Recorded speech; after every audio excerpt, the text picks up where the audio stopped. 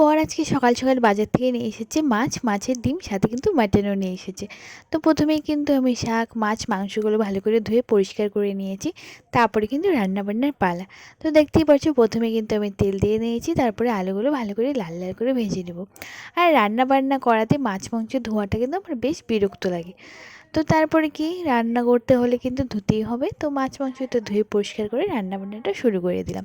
তারপরে মাটনটাই প্রথমে রান্না করে নেব, কারণ মাটনটা বানাতে কিন্তু বেশ অনেকক্ষণই সময় লেগে যায়। তারপরে দেখো মাটনটা পুরো তেল ছাড়ছিল, আর দেখতেও কিন্তু বেশ লোভনীয় লাগছে। দেখো লাল লাল লাল লাল মাটনটা খেতেও কিন্তু বেশ ভালো লাগে বলো।